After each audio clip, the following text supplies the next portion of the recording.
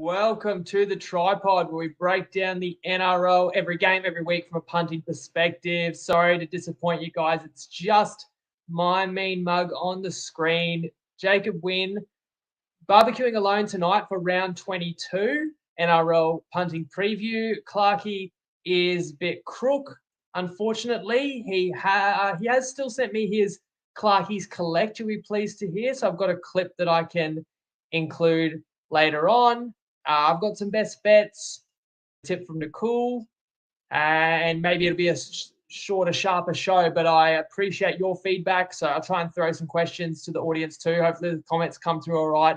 I'll read a few of them and we can get off to, watching the Olympics sooner tonight as well. How good has it been? I don't know about you guys, but all the footy on the weekend, it was fantastic to have the NRLW back as well.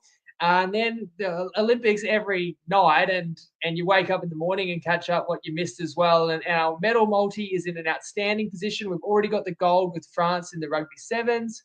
USA has 20 medals, only 3 of them gold. We've played them under 40.5 gold. Australia medal index bet is well ahead so far. China total medals might decide it. Wonderful position to be in for a $13 pop. If you're in the group, I actually came out Molly O'Callaghan, which was a fantastic win this morning as well. I don't know when she'll next race and pay, over $2. She could be a special talent. So stay tuned in the group. Who knows what I might tip next? I did tip 3-1 best bet winners in round 21 as well. I'm still salty because we were that close to a $3 mixed matchup, a try in the final second by St. George. Had no right to score against Penrith. Were never in it to score the way they did. It robbed us of what would have been a $3 mixed matchup winner. I got one game wrong, which unfortunately was my same game of 2, but Clarkey's collect was about $4 multi anchored by the Raiders, and that saluted. So he's been on fire since we've started tracking his tips. So we told you guys we were going to give him a go. We were going to track him and just see how the results played out. And he's exceeded surely everyone's expectations. I don't know about his own because he rated himself, but he's delivered so far. And as I said, we have a clip from Clarkey with his, I think it's a multi for this week. Please comment if you can see me and hear me all right, because I'll put him up on the screen. You're going to have to bear with me. I'm trying to feed in all the graphics and clips, and it's a little bit of a different structure. But without further ado, why don't I tell you my best bets? I didn't feel like I loved the slate this week, but I did still come up with 3 best bets. You're going to see a theme, actually. I'm playing 3 different teams overs, and I am beginning with the Brisbane Roos. I am going to play them over 27.5, $1.85, Ladbrokes and Neds. It's at Seabus. It's a day game. Seabus being a super fast track. The Titans being a team with plenty of speed that I think can score on Brisbane as well. Brisbane just haven't played a lot of games this year with Reynolds and Reece Walsh. I know Brisbane have been highly disappointing, especially recently, but this is a game I still expect the Broncos to get up for. Do they win it? Do they cover? I feel more confident about, scoring 5 tries, which should get you to 28 points. Later Saturday, I'm going to play the Sharks over their team total, which is 29.5 at $1.87 on Sportsbet. This is about Will Kennedy coming back. This is about the Sharks coming back home. Last time they were at home, how many did they score? 50 or more against West. And this is about the Bunnies season being dead at this point. And while the Bunnies have got some dangerous players, and I think Bunnies, of course, have got points in them, they'll play that high risk, high reward style, which should see some opportunities for Sharkies. This time of year, when I'm going against sides that aren't elite defensively and aren't playing with desperation, I don't think it's as hard to find 30-plus points. And 30-plus points is how many I'm looking for. In fact, sorry, I've missed this one, I think because I added it third, but this is actually a Friday night best bet. I'm going to play the Roosters over 29.5 team total as well, which is best price, $1.85, Ladbrokes and Neds, also $1.80 in places. The game in Perth against the Dolphins, the Roosters were up 28-6 last week and then nearly lost and didn't cover. The Dolphins are desperate for sure, but if they fall a bit behind against the Roosters, I just don't know if they'll be able to keep up. And my Finns, I'm sorry to say, could really struggle. Roosters get back Joey Manu. It's, a showcase game. Should be a fast track over there in Perth too. so many reasons why I think the Roosters could run up a fair score. And I don't know if those bets sound obvious to you. I've left some more obvious ones on the table, but these are three teams that I think all win this weekend, probably all win well. And I've got two of them coming off losses. And as I said, the Roosters got a scare. So I just feel like I don't have complacency to worry about. So I've got teams that if they get their nose in front, they're going to play with a bit of urgency and a bit of force. That's how I see it. Those are my three best bets. I'd love to know how you guys feel. Shannon says he didn't want to have to hear another Clarkey's collect. Must not like money, Shannon, because to be fair, Clarkey's been printing it recently, and Ryan was already on the best bet on all three of those teams in different ways, but the overs make sense. I'm glad to hear Ryan agrees. Where will we go next? I actually wanted to pose a question while we listen to Tristan, but I haven't heard back from Tristan. He's traveling at the moment. So let me just put the NRL ladder up on the screen. I'm actually only going to put a portion of the ladder up. The first observation I'm going to make, which someone noted on social media, I thought that was an interesting point. The top three teams are the same three teams that have won the last 7 comps. If you want to include the Sharks, you can say the top 4 right now is everybody who's won a comp in the last 8 years. This is a competition with the salary cap. You have to just say it's genuinely impressive for these power sides to have that sustained success. All right, the Sharks to a lesser degree because they haven't won a finals game since 2016. But obviously Penrith, Melbourne, Roosters, like you take your hat off to those teams being at the top of the mountain and then actually staying there to varying degrees and all with a good chance of, competing in this year's grand final. Those are certainly the three that are a fair bit above the rest. But the question I want to pose to you guys as I put up the current NRL ladder I'll remove that comment, from 8th to 13th. I feel that there's potentially one spot up for grabs. Now, I'm not calling Manly, Canterbury, North Queensland utter locks to make the 8, but I think if I said who's going to make the 8, who's going to miss, pretty much everybody would agree the top 7 are likely to stay there, and the odds suggest as well. But who is getting the 8th spot in the finals race? It currently is occupied by the Dolphins. Now, what you're going to see on the screen is those 6 positions, 8th to 13th, and you're going to see the odds of these teams to make the 8. So even though the Dolphins are 8th, they are outsiders at 220 to make the 8. So I hope that doesn't confuse you. They're the most likely of the bunch to make it. They are already there, but they're still paying above even money because it is a 6 race. That's not to say that a couple of these teams couldn't sneak in. Anybody could have an injury. Anyone could have a tailspin. But if we assume there's only one clear spot to play for, I want to know. You guys tell me in the comments which team is getting in at 8th. Okay, so or is it going to be the Finns, or is it someone on the outside? Brisbane's the next favourite. They're $3. So many people are saying that it's season's over for Brisbane. I've obviously taken them again this week as a best bet, so I don't feel that's the case. St George, bad loss on the weekend, but definitely have an opportunity. They are equal on points with the Finns. The Raiders back-to-back wins. The Warriors, are they a wild card with that draw? They only need to get to 12 wins to make the 8. And the Knights, who are currently 11th, tougher run in, lost Bradman Best, but you probably can't write them off. As Jacob Horton says, Stefano has signed with the Dogs. I actually was going to mention the Stefano news. Maybe we could go to that straight away while you guys tell me who's getting the 8th spot. I'll talk about Stefano just because the first game we'll preview will be Thursday night footy at Leichhardt in the Where's Your Queensland Spirit Now Bowl between the Tigers and the Cowboys. I'll put up the graphic. So we got the news. If I'm just assuming that a random comment that's come through on Facebook is correct news, but in any case, it is confirmed that Stefano's going to be leaving the Doggies. I am not a West fan by any stretch, but I have to say that's a massive shame in my opinion. I actually look at that West club and I see promise. I see some young up-and-coming players. I see Appy's already there, Luai Taruva on the way. I think the jury's still out on what Benji can do, and he's going to continue to develop. And I just think that West could have been a finals team in the next few years and could have.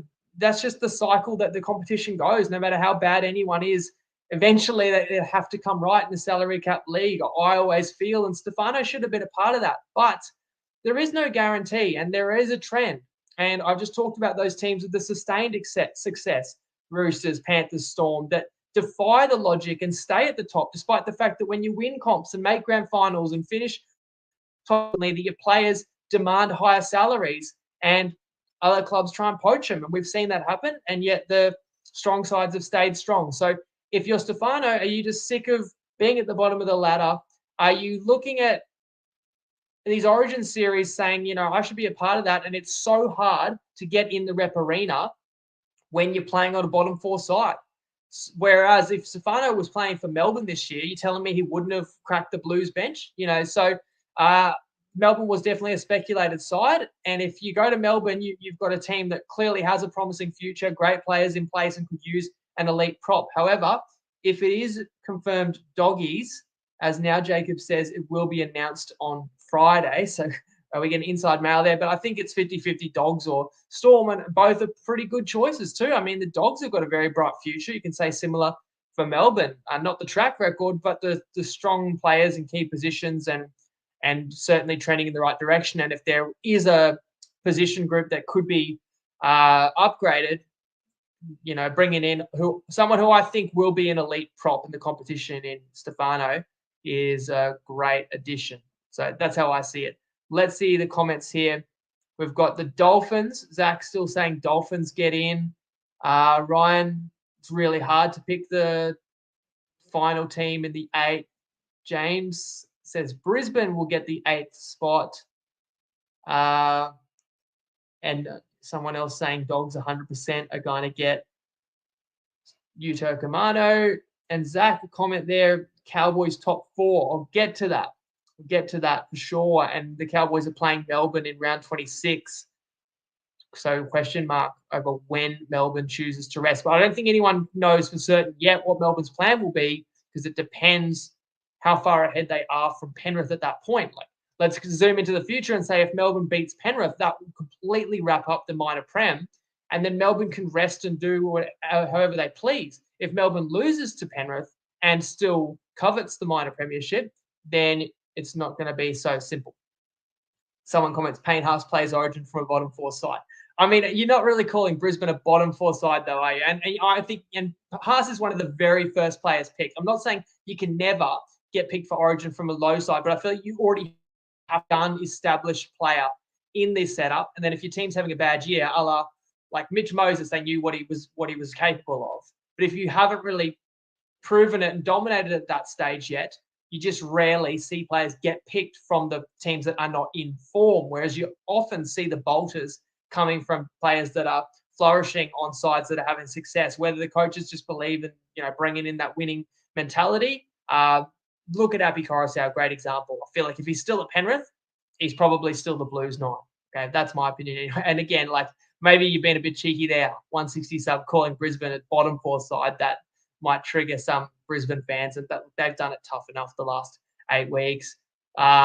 Look, let's not turn the show into NRL 360. Let's get into it game by game. So Thursday night, Tigers, Cowboys. The Cowboys are a 10.5 point road favourite. West will be without Fanua Bole and Stafford Toa. Clemmer and Olam are back into the lineup. The Cowboys lost Taumalolo and Ruben Cotter in the Sharks game, and both are out. Helam Lukey is a big in, at least. The Cowboys have just dispatched the Dogs and Sharks. Talking about whether they can make the 4. Absolutely. North Queensland are firmly in the 8 and well within reach of the top 4 after finally performing at home, which was one thing that had been missing for North Queensland, along with their defence that seems to have finally shown up this season. West showed me a bit of fight in that second half in New Zealand. Can't say much more about the Tigers. The way I feel about West is they need help to win games. West are only going to win if the opponent is well off their game on the day, or just a few things break West's way. They get a lucky try, big call here or there. sin bin goes the other way. And if you're relying on that, I don't feel confident in playing West as a best bet in this spot. I think it was the last time North Queensland played at this venue, the Cowboys lost by 50 points. So surely North Queensland's not going to come in complacent. The way I see this game is the Cowboys should just have too much firepower for the Tigers. I've said the line is 10.5. The interesting thing is this is a game where it's 9.5 in places and 10.5 in others. So whoever you like, take the double digits with West or lay the 9.5 with the Cowboys. My preference was leaning to the minus 9.5. But I just thought without the Cowboys' best forward, I'm going to leave it alone. But it was a consideration, that minus 9.5. And Ryan says, obvious spot, thought Cowboys might be a best bet. As I said, yeah, went close. Again, if Cotter's there, but then maybe if Cotter's there, you're probably not getting the minus 9.5. Just that like-up factor, I'm willing to not totally write off the Tigers. Let's move to Friday, and I still like to call it Mount Smart Stadium. The Warriors are an 11.5 point. Sorry, my graphic says 11.5, but I can tell you that's moved to 12.5 or 13.5 point favourite over Parramatta now, because Shaun Johnson is back. First of all, congratulations to New Zealand selling out every single home game for 2024. That's unreal. And I hope that the team can reward that loyalty by the fans. New Zealand are very much alive this season, not only on the back of the win over West, which was just really taking care of business, but Brisbane, St. George, Dolphins all lose in round 21. Neil Klukstad is also returning to the Warriors side, so it's pretty good timing. RTS moves to the wing. Curious one to me, Tamari Martin is in the reserves, and the sharpshooter, Harris Tavita, is favoured over TMM at 6. As for the Eels, they've picked the same 17 that had moments against Melbourne, although ultimately Para was outclassed. I had no thought of touching Parramatta in this game. You can say the Eels are trying to avoid the spoon, but it's the team where the coach is out, we already know. The season is shot. The best players out for the year. And again, you've got the home team who are well and truly alive. And while Shaun Johnson has not had a good year, he does instill confidence, I believe, when he comes back into the team. So to me, it was I'm playing New Zealand or nothing. But I just thought, well, the 11.5s disappeared in front of my eyes when Johnson was named, and perhaps CNK. And you still have to remember that New Zealand's been pretty untrustworthy as a favourite this year. I think the fact that they've overlooked teams probably means they're less likely to here, especially with that kind of second life that New Zealand has received. I think New Zealand wins just on the back of being prepared to work harder than the Eels will in front of those loyal fans with more to play for. And I can see the Warriors outgrinding the Eels. So it's a bit like the Cowboys. I only wanted to really play the favourite, but now that it's past 12.5 in this case, I'm going to pass it. And Ryan says, would you play a team total or a Cowboys 9.5? If I had to play it, I'll probably lean the 9.5 because the Cowboys defense has got a bit better. Ryan saying a lot of lines this week keep growing. So partly because the public, it's pretty obvious, like some of these games on paper seem pretty cut and dry. I'm sure there's going to be a lot of multis, looking at a lot of teams this week are paying like $20s, $30s to win, and people will stack them up or roll a few in with the line or with the 13 plus. Like it seems logical. Knowing the NRL as I do, and I'm sure as a lot of you guys following do, it's never usually that simple. But where's the spanner in the works? That's what we're trying to catch. I don't think I really like any of the underdogs this week, although I'll get to one or two that I think could put up a bit of a fight. But again, if there's not much reason to play a lot of these underdogs, and the general punt is going to be on all the favourites, that will push the lines further out as we get through the week. So play these favourites now if you want to, or probably you should have played some of them yesterday. And a little bit of the line moves too, I think, is some of these good sides have got a couple of weapons back in. So to put a bow on the Warriors game, obviously Johnson and CNK coming back in makes them just raises that ceiling a little bit, especially in attack. So that's the early Friday game, and then we're going to go 5,000 kilometers west to Perth. As Luke says, he's scooped Storm minus 13.5, and we'll get to that. That's closer to 20.5. And Ryan says he got 6.5 on Sharks, and that's already double digits. So good work, lads. I play it what's available on a Tuesday night after team lists, but of course, you guys can play games 24/7. There will be additional opportunities that you can find beyond what I can tip you into in the pod. So over in Perth later on Friday night, we get the Finns playing the Roosters. I mentioned this game already because I do have a best bet. I am playing the Roosters over 29.5 team total, $1.85. We've got the Dolphins on the fringe of the 8, as we also touched on earlier, while the Roosters are third, but I wouldn't call them entrenched in the top 4 yet because there are a couple of sides nipping at the Roosters' heels. And of course, there's plenty of teams nipping at the Dolphins' heels in terms of making a first ever finals berth.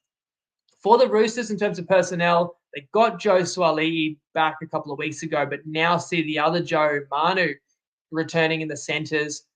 As I mentioned, the Roosters only beat Manly by 4, but as we recapped, that included 3 intercept tries.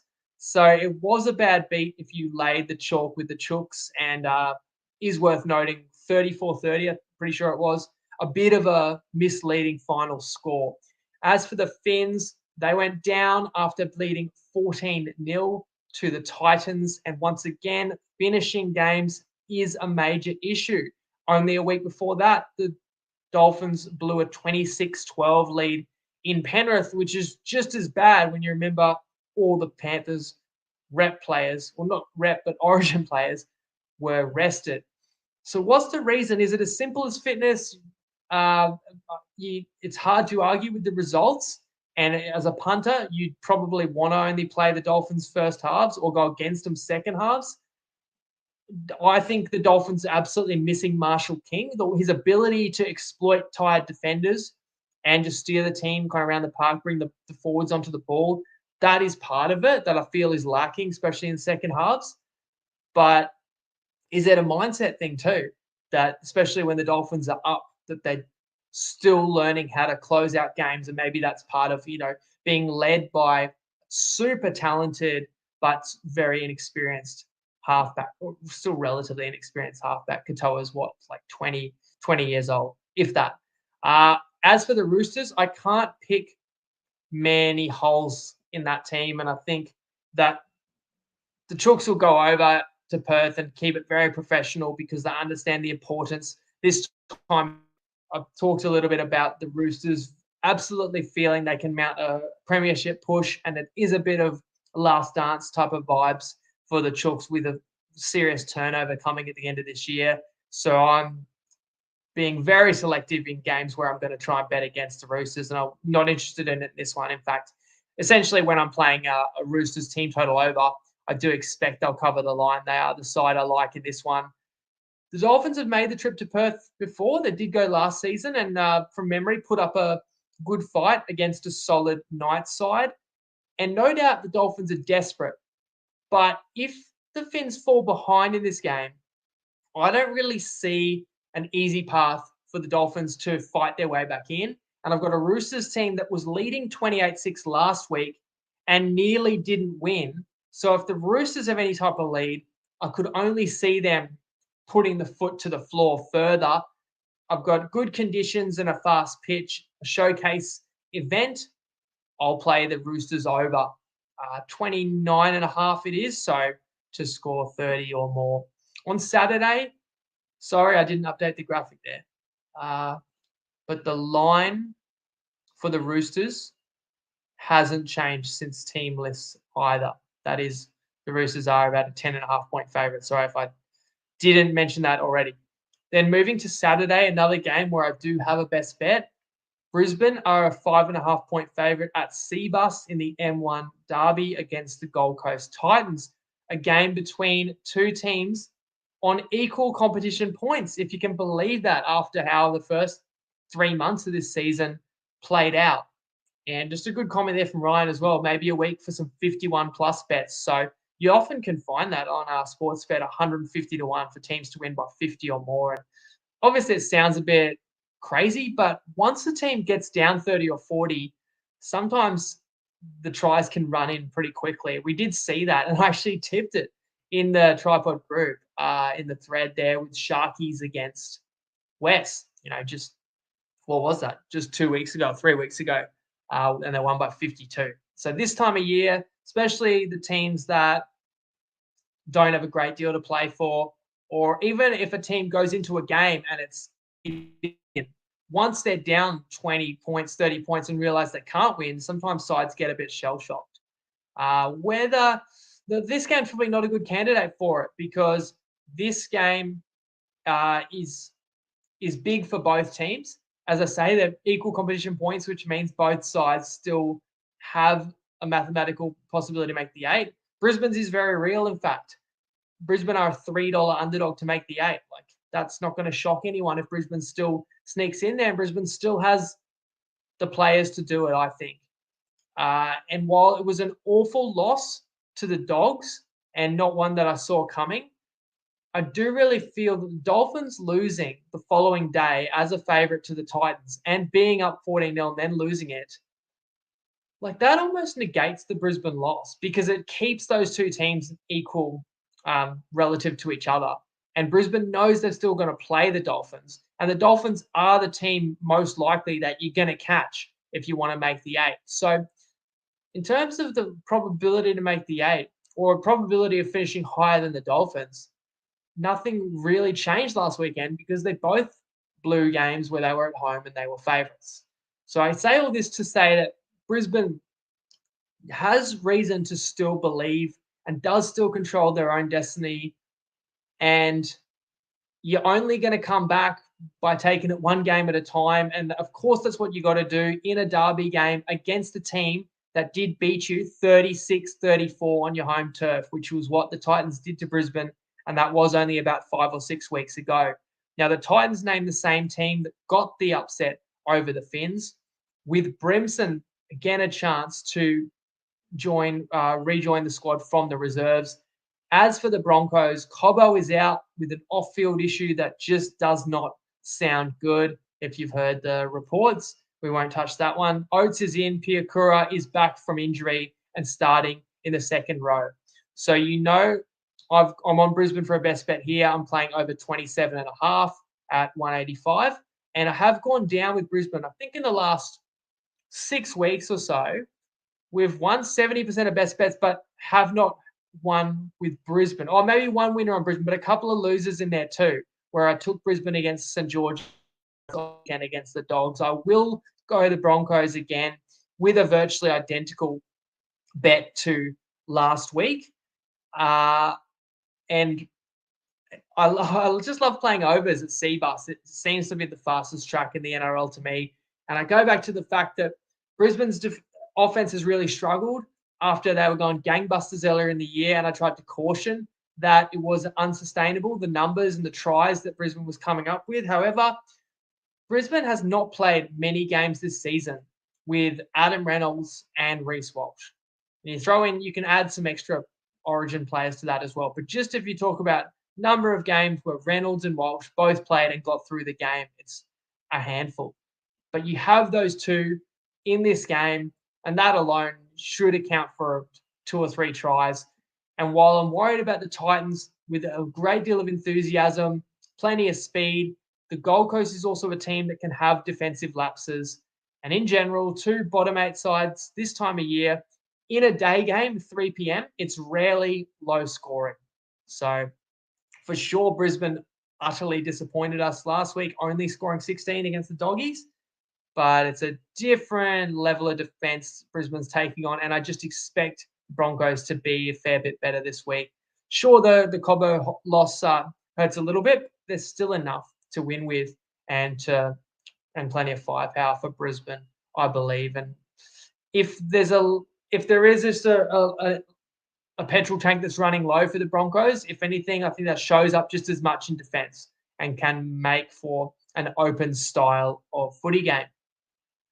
Ryan says, he thinks Broncos need to put Mariner back on the wing and Cobbo at centre. So maybe you did not get the memo there about Cobbo. I think Mariner, yeah, I don't trust him under the high balls, and he is a pretty quality ball runner. So I actually think Mariner at centre is a fair call, though, again, not the best defender. But we don't have to worry about Brisbane's defence with the way I've played the best bet there.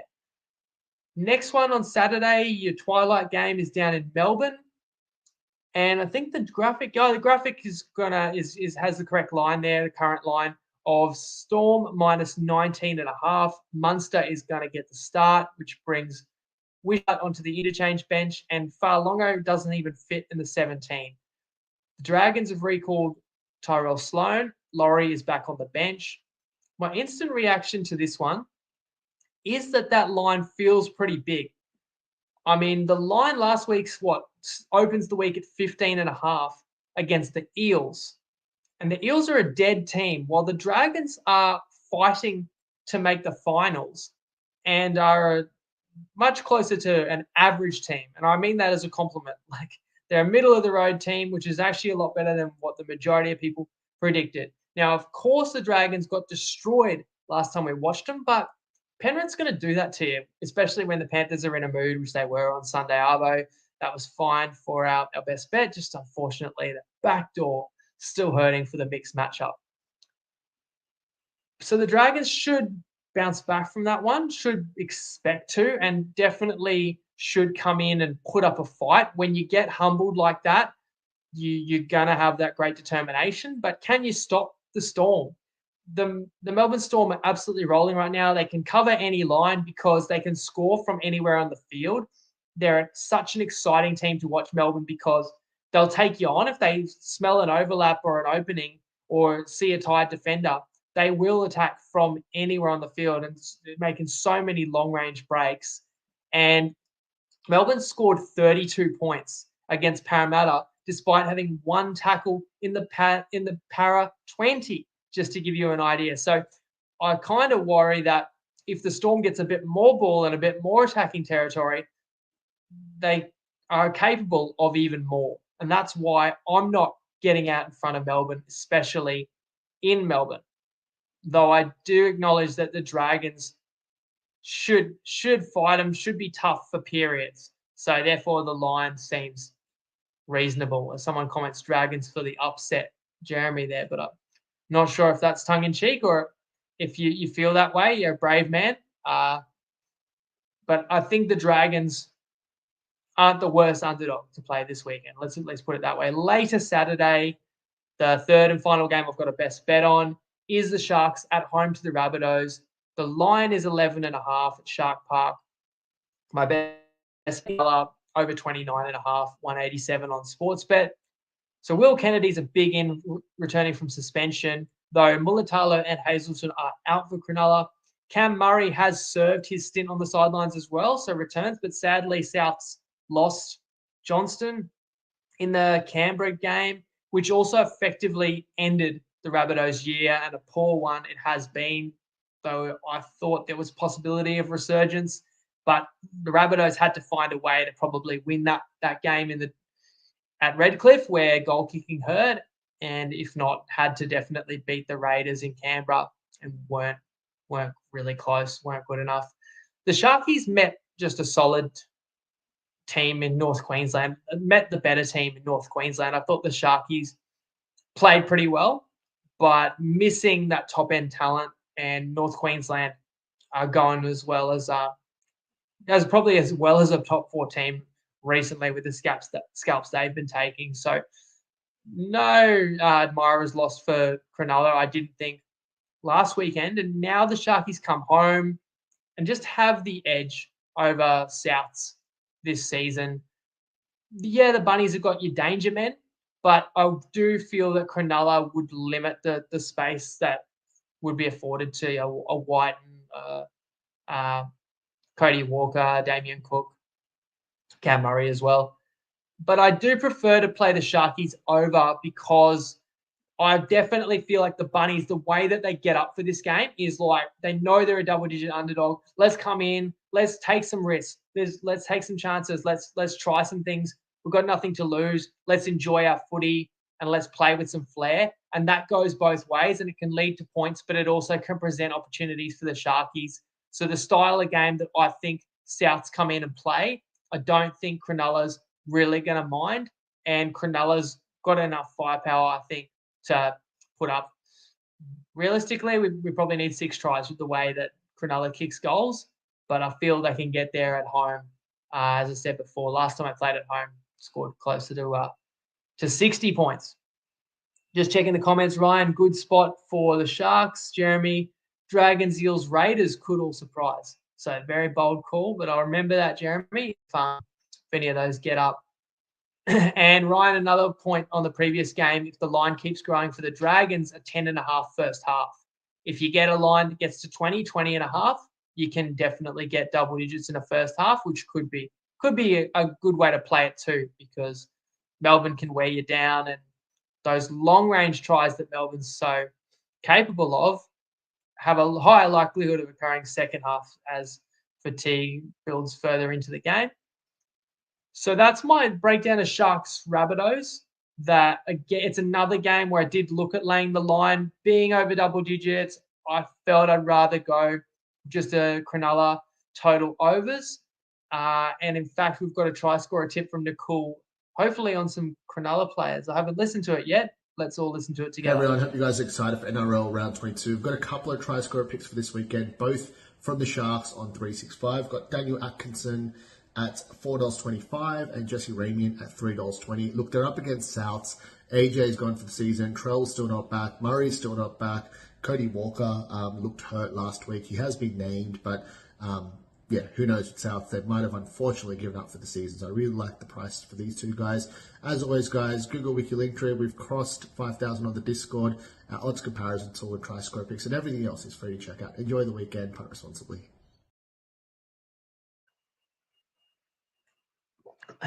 Jeez, caught me there drinking my water. I think I heard Nicole say Murray's not back. He is back, though, starting on a second row. Maybe Nicole looked quickly and saw Kalamatangi is starting lock. So Murray's back, but I like the points Nicole makes just about a couple of other trips. Could be a little bit beaten up, worn down, and it seems like a good spot for plenty of try score opportunities for Sharkies players. So I'm on the same page as Nicole in that regard. Let's move to Sunday, where we're going to Penrith, and the Panthers are hosting the Knights. I feel like this is a line that's moved a little way because my graphic says Penrith minus 15.5, but it is now 17.5 point line. The Panthers are obviously favourites after destroying the Dragons, who were 3-0 in the gong before Sunday. So Penrith made light work of St. George there. And remember, that was without Dylan Edwards. Like, not many teams can just go and flog a side that's in the finals race by 40 when you're missing just about the form player of the comp. I mean, if Edwards played this full season, he'd be in the Dally M hunt. And we also just glossed over the fact that the Panthers lost Fisher Harris. I think it was a groin injury very early in the game. Just about the best prop in the comp, and he's out. You lose him in the game, and it didn't matter at all. Of course, both those guys remain out, and Isaiah Yongi is at fullback because Laurie's also out. Forgive me if I mispronounced that name. I just wanted to repeat what I said on the preview, on the recap, because not everybody might listen to the recap, and so I'm going down on record that on the recap, after watching what Penrith did to St. George, on the back of what Penrith did without the Origin players did to my Finns, I'm no longer talking about Nathan Cleary saying, hey guys, this is a player who might go down as the best NRL player of all time. I now want to say Nathan Cleary will go down as the best player of all time. The way that Nathan Cleary influences a game is greater than any player I've ever seen. Me personally, I've been obsessed with the NRL since the 98 season. So I've seen a lot of great players in that time, countless times on TV and all of them in person. Cleary is the most frightening to me to be against, the most comfortable to be on. So from now on, the way I'm thinking about Nathan Cleary, the way I'm describing him is we're watching Michael Jordan in his prime. And that's what I really believe. You tell me, am I being outrageous in saying that? That's definitely something I'm factoring in when I go against Penrith, which is where you definitely need to be selective about. Clearly, everybody knows what a juggernaut that team is, which means that lines can often be pretty mega. And in this case, again, it is a pretty high line against a Knights team that's not dead yet. We talked about the finals race, and Newcastle's still probably a $5 or $6 chance of making the finals and only one win out. But at home, it's very similar. I see this game on Sunday very similar to the Storm Dragons game on Saturday. Like, you just got a buzzsaw team at home that is so capable of winning 20 plus. Do you really want to have a long night or a long afternoon in this case and take the points against a star team that is scorching hot? I'd rather not. I'm not going to play Newcastle. They've dropped Jackson Hastings, so Crossland is playing 7. Brayley will start at hooker. Talking about players that can dominate games, Ponga's been back about a month now and is one of the very best players in the NRL as well, for sure. And the Knights are going to need Ponga at his very best to get anywhere near the Panthers. I can't really see it. Of course, another player that was having a dominating year was Brad Best. Newcastle rolled the dice with him against Brisbane, suffered the double loss there with the injury and the defeat. And Best is out for the season now. The Knights, at least on a positive note, have had a bye, so they can't blame energy levels, energy depletion in this one, and should at least have a crack. And similar to St. George, I think the Knights have kind of got that toughness, and Adam Elliott's back from injury, and again, the Fish being out, it just levels the playing field a little more, but it's nowhere near level. Probably the last point that's going to keep me off Penrith is the fact the line has already moved a bit. I think, as someone commented, was 13.5 earlier. And it's a very public side that long term, I don't think it's going to be highly profitable playing a bunch of these. Yes, I'm on 3 favourites, but again, I'm on like Brisbane that have plenty of people that have written them off. I'm on Cronulla that's had middling form in recent weeks. And I'm on the Roosters, who had a bad loss 2 weeks ago, didn't cover last week. So at least I'm trying to pick teams when they're going to trend upwards, as opposed to Penrith that's just already flying high. But again, talking about multis and a lot of fairly obvious favourites, this is absolutely one that everyone's going to be rolling in and playing plenty of same gamers and trying to pick which Panthers players are going to cross over. And unless the Knights have one of their strongest showings of the year, fair few Panthers players should probably salute. Ryan says it's a weird game to Price, happy to leave it alone. And JK says the Knights are dog tucker. Let's move to the final game. Speaking of dogs, the Canterbury Bulldogs host the Raiders, and this one's at Belmore, Sunday arvo, and the line is Canterbury -8.5.